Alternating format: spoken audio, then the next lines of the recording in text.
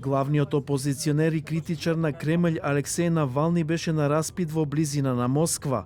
Во видеоматеријал што го објави неговиот тим од сослушувањето во импровизираната судница, Навални вели дека не разбира како може да се одржи судско рочиште во полициска станица. Сум гледал многу подсмевања со правдата, но старецот во бункерот, Путин, толку се плаши што очигледно го искинаа и го фрлија рускиот кривичен законник. Ова е крајно беззаконие.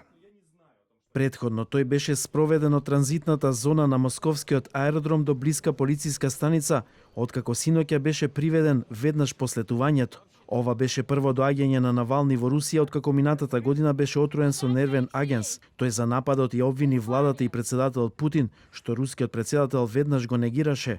Опозицијскиот лидер пристигна од Берлин каде што се лекуваше, но местото на слетување беше променето. Авионот слета на аеродромот Шереметиево место на аеродромот Внуково, а одлуката била донесена во последен момент. Адвокатите на Навални соопштија дека не им е дозволен пристап до нивниот клиент. Руските власти предупредија дека Навални може да се соочи со затвор, откако во декември пропушти состанок со канцеларијата во затворот во Москва. Притворањето на рускиот опозицијски политичар предизвика бран од меѓународни критики. Германскиот министер за надворешни работи Хајко Мас повика на итно ослободување на Навални. Русија е обврзана од својот устав и од меѓународните обврски спрема принципот на владење на правото и заштитата на граѓанските права. Овие принципи, се разбира, мора да бидат применети и на Алексеј Навални. Тој треба веднаш да биде ослободен. Предходно и американскиот државен секретар Мајк Помпео побара итно и безусловно ослободување на Навални.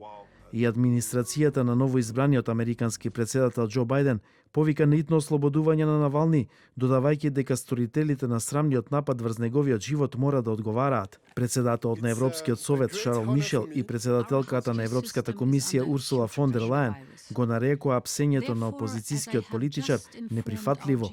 Изјавите на западните политичари имаат намера да го свртат вниманието од фактот дека Западот е во голема економска криза, вели шефот на руската дипломатија Сергеј Лавров.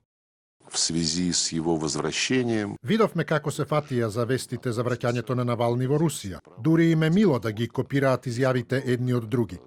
Рускиот истражен комитет поведе нов кривичен случај против Навални под обвинение за измама поврзано со трансфер на пари на разни невладини организации, вклучувајќи и неговата фондација за борба против корупција.